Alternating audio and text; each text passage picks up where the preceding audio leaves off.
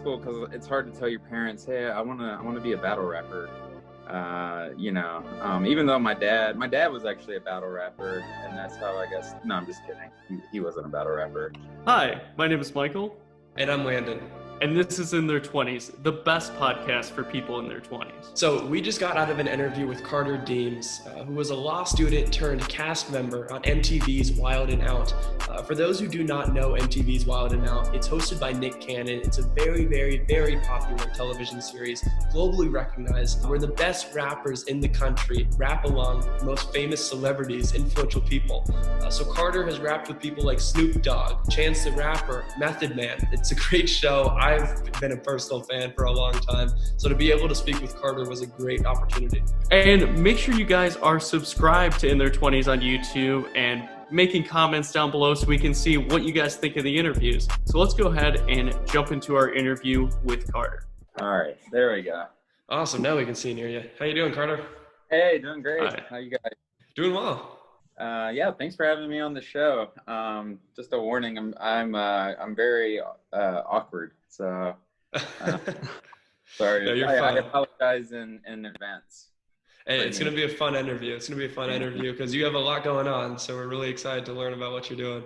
Yeah, to be honest, I got nothing going on. I've just been hanging out. I'm not even wearing shoes right now.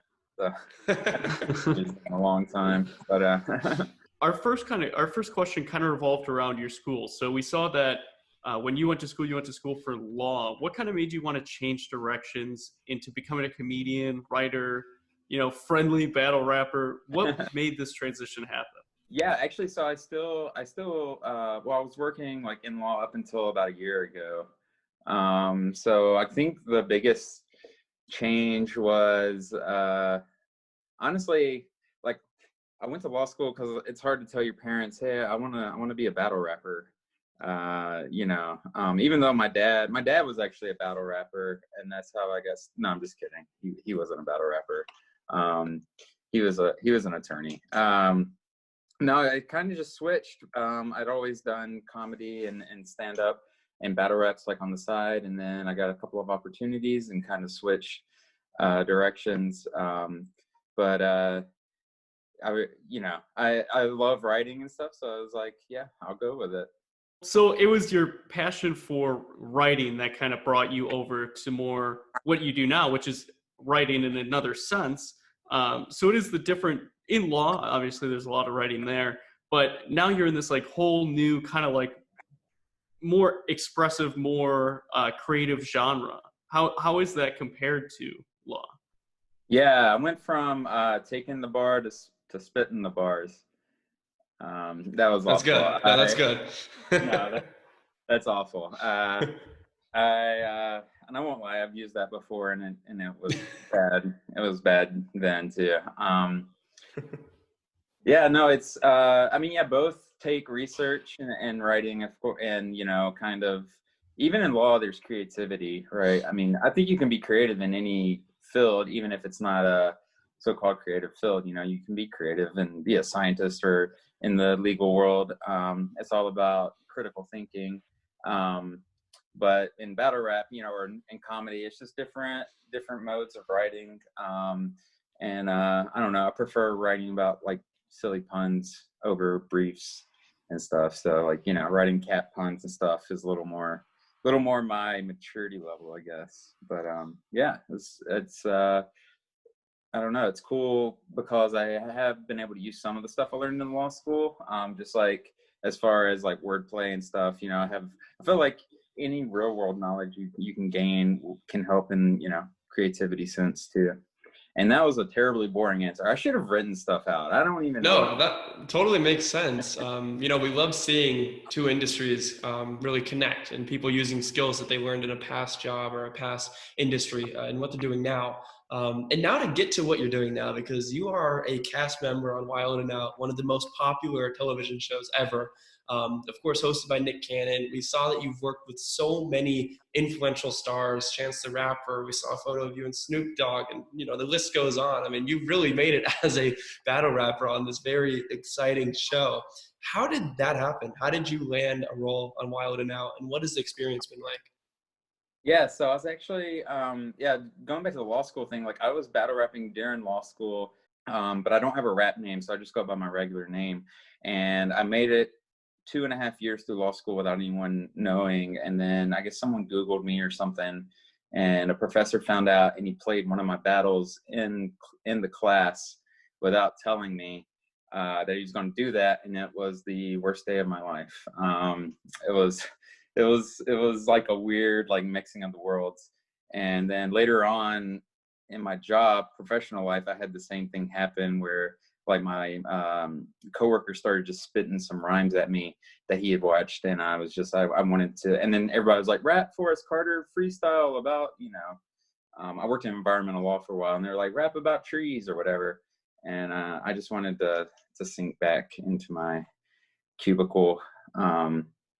Anyway, yeah, so as far as like the Wild and Out stuff, it just came by like I said, I'd been doing battle rap for about 14 years.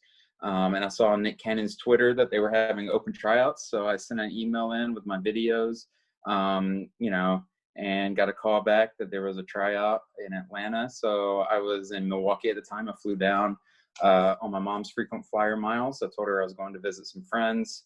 I told my boss at the time, I was like, yeah, I have a little, I'm just going to see a friend. He didn't know I was talking about Nick Cannon. And then I went and did the tryout.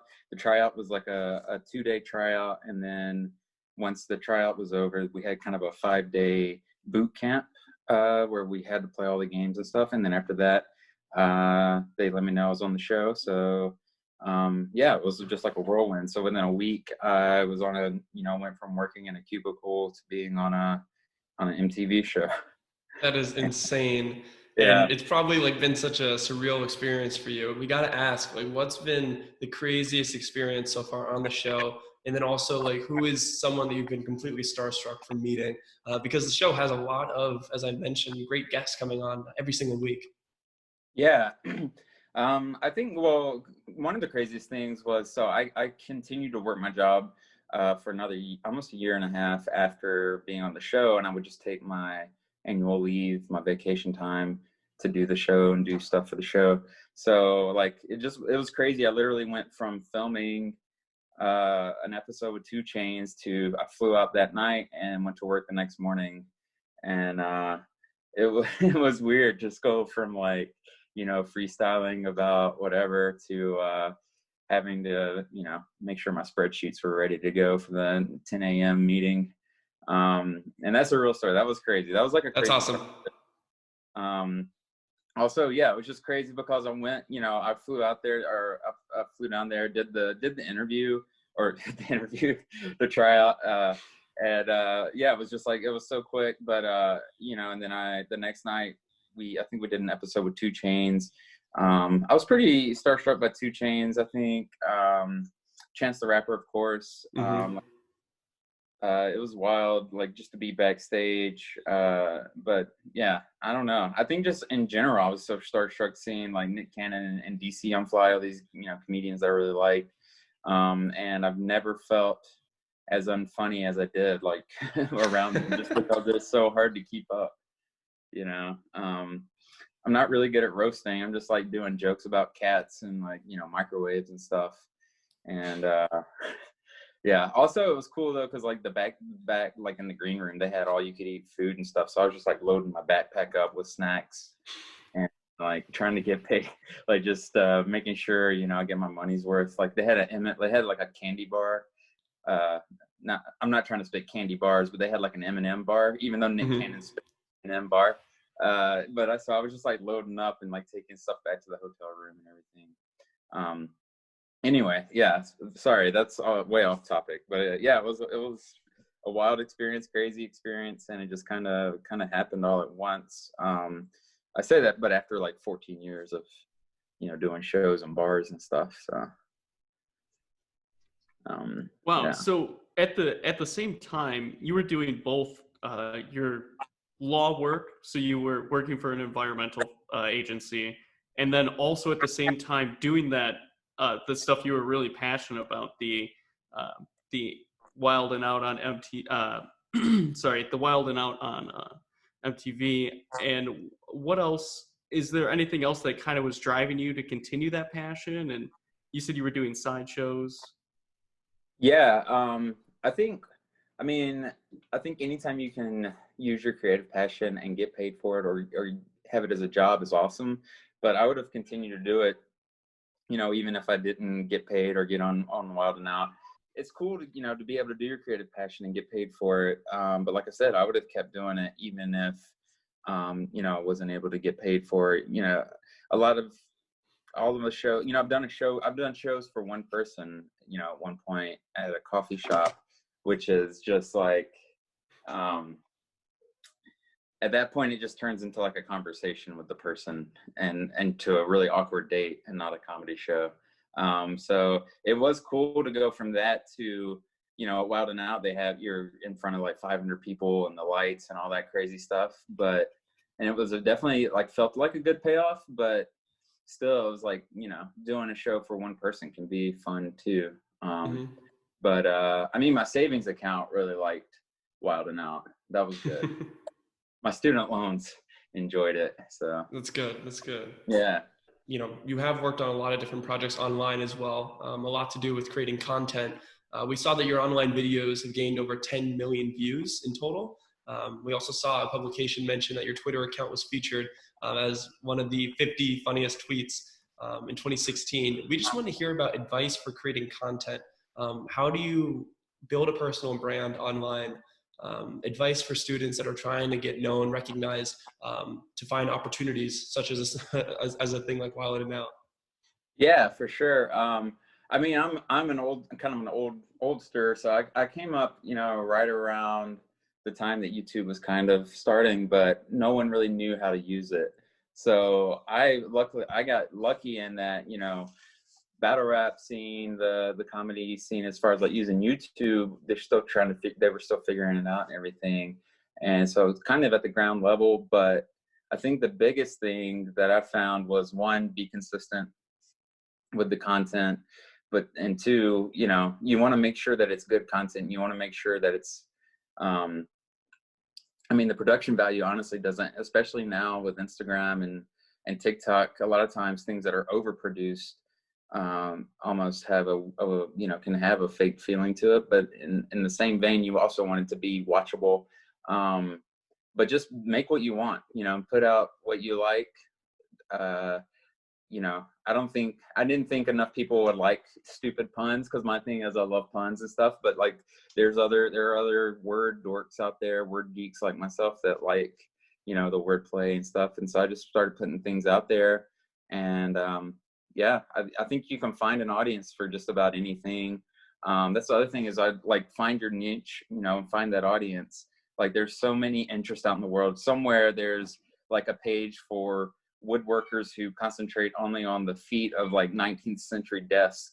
And, and there's people out there that would watch a video if you did a video about how to make clawed feet for a, 19th century desk. So like, you just have to find what you love and then just put it out there. Like I think that'd be my biggest advice. And then as far as like technical stuff, on Instagram, you can target your audience, you can target your content. And that's like a whole nother conversation of kind of what I do with my videos, but there's certain tags you can use, there's certain groups you can find and kind of push your content. But I guess what I'd say is just put out what you love, do what and that sounds so cheesy, that's corny, but yeah. That was a lot of talking. I apologize. Yeah. No, I totally understand. It's really, doing what you love, that's going to help you produce the best thing you can. Because if you're doing what you love, that's going to be something that you want to put out, and that it's not something that you're being forced to put out. So I totally understand. Yeah. And we had seen that you have been a writer for a number of different organizations, and we saw that you had actually been a writer for the Emmy-nominated series, Epic Rap Battles of History. What kind of got you started with that program, and what did this help teach you? So we know a lot about how you were like passionate for the work, but what else kind of did this work teach you? Yeah, so with the Epic Rap Battles, like I've been watching them. I think they've been around for like 10 or 12 years. So I like started watching way back, and at the same time kind of doing my own thing. And I think it was last year, I just found, like I looked on the Instagram, I'm not telling people to do this, but I looked on the Instagram page of one of the creators, and he just happened to have an email address there. So I just like emailed him and was like, hey, I'm a huge fan. I got some videos. I've done some stuff, and I just sent him a video, just sent an email. And like maybe 4 months later, he sent me an email. Was like, hey, so sorry, I don't really check this email account a lot, and got back to me. He's like, we watched your stuff. We're fans of your stuff now. Yeah, let's send us some bars, and we'll see how it goes. If you want to try to, if you want to write for this battle. So they gave me the first battle. I wrote for it, and then they used some of the bars, and we just kind of went from there. We did it remotely, so I was still living in Milwaukee, so I was just in my apartment in Milwaukee, just like writing bars about, Dr. Robert Oppenheimer, just like just alone in the winter time, just eating cheese and like looking at Wikipedia, trying to get up, find out about Robert Oppenheimer. So that was cool. And I was a history major in school too, so that kind of was like a weird intersection of interest. And I feel like the Epic Rap Battle is a history thing. I mean, like it's such a good show, and it has such a good people that are hip hop fans like it, but also people who are into history, or a lot of teachers use it too. So that was kind of a cool thing to get to do. Yeah. So yeah, I think that's another thing as far as like content creators or people that are trying to get their start. Don't be afraid to reach out to, people that you look up to or people that you want to work with.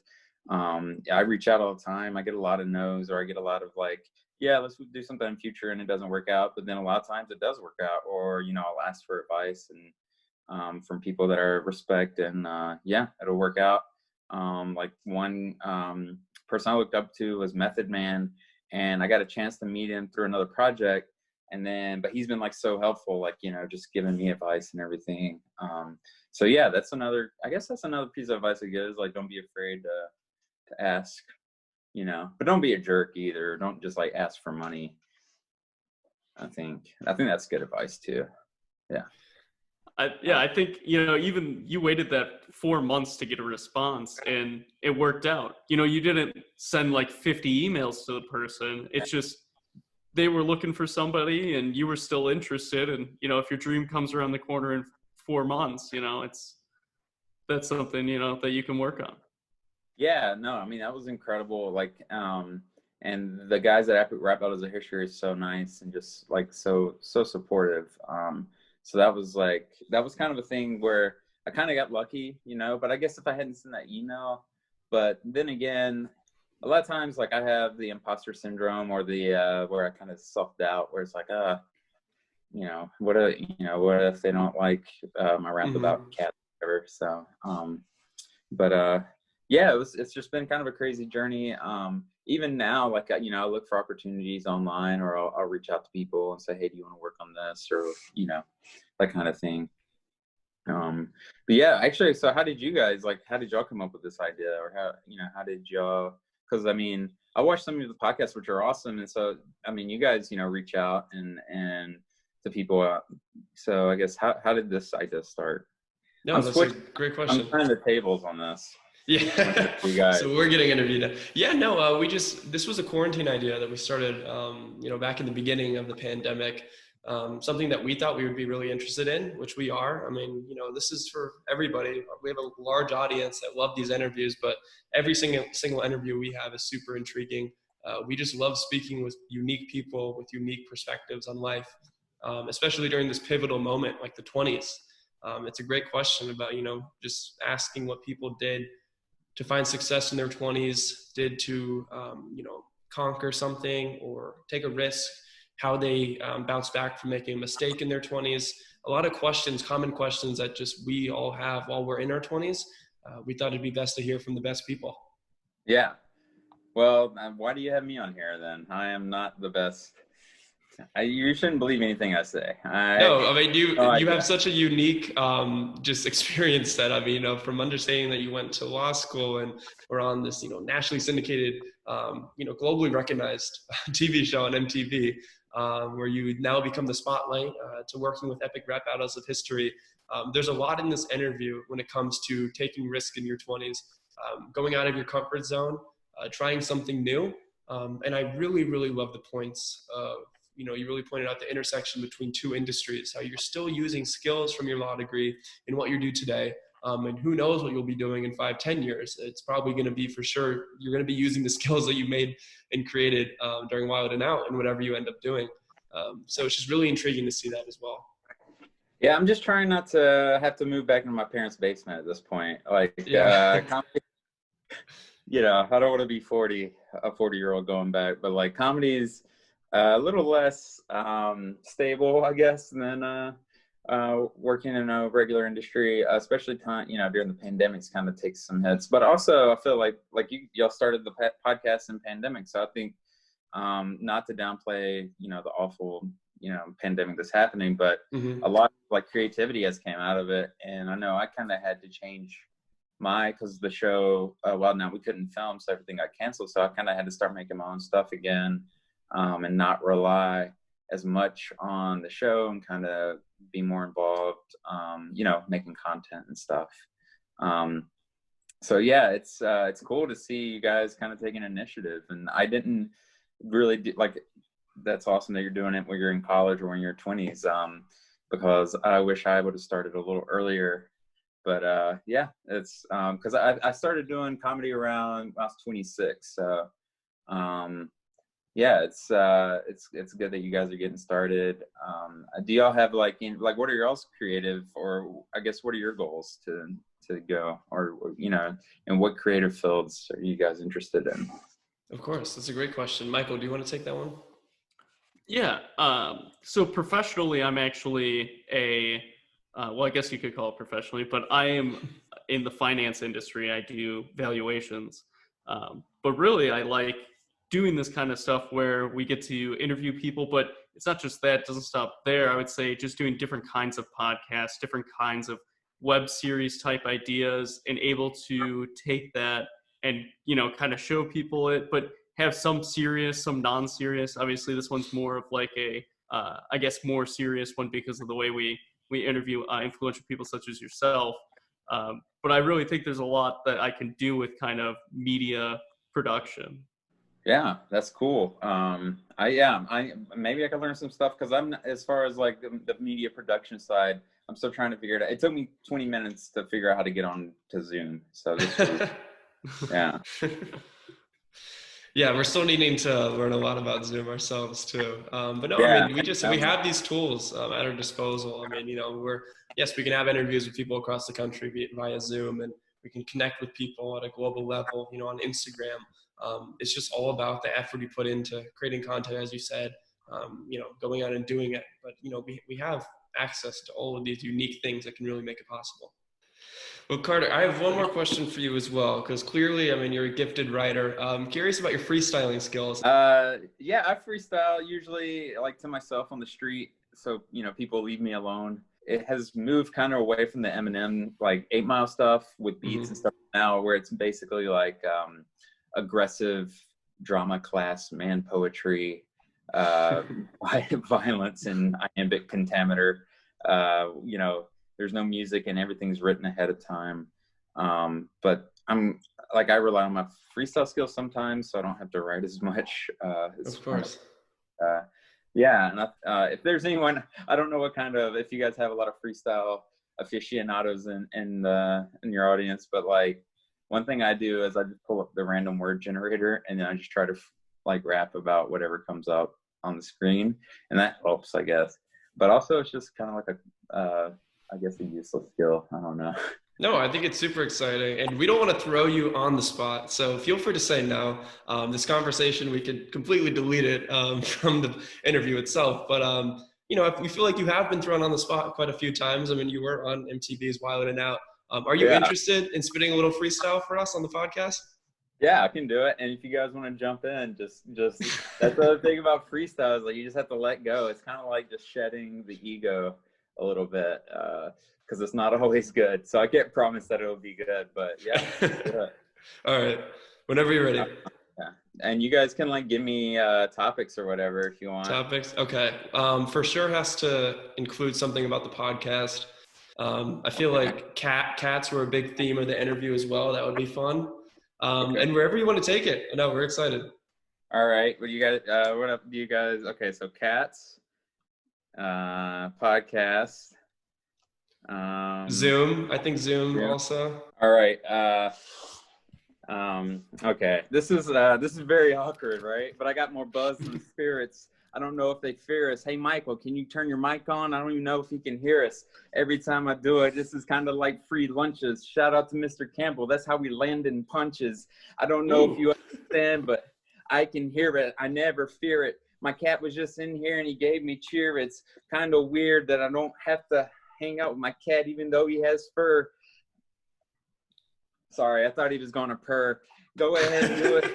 Fit it with the fluid. I'm kind of like electricity going through conduits. You know that I'm coming off the mind every time I keep it fresh. And we on Zoom like that old show on PBS.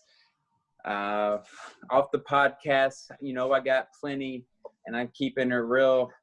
But even though I'm not in my 20s. All right. Yo, that's fresh. I love that. That was good.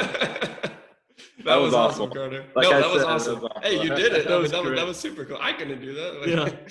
That was super exciting. Yeah, well, that's all the questions, and I'm really glad that we could see that. You know, that was something that we were really looking forward to. So thank you for that as well. Michael, did you have any additional questions too? No, I just want to thank you for coming on the show today. I really enjoyed the interview. I think that everything you really had to say was very inspiring to certain people. You know, you kept saying that, oh, you know, oh, am I missing this? Am I missing that? No, really, like people that watch this are gonna really vibe with who you are and what you're saying, and they're really gonna enjoy it. Okay, cool. That makes me feel better. I got some more bars for you. I said, yo, Michael, check it. No, I'm just kidding. I'm not going to do that. That's awesome. And yeah, that's what we want. I mean, within their 20s, we just want the authentic conversations, you know, from real people who have done real things. And you've done some really, really awesome things. So Carter, thank you so much. Yeah, thanks for having me on, guys. Of course. Yeah. All right. Enjoy your week. Yeah. Thank you.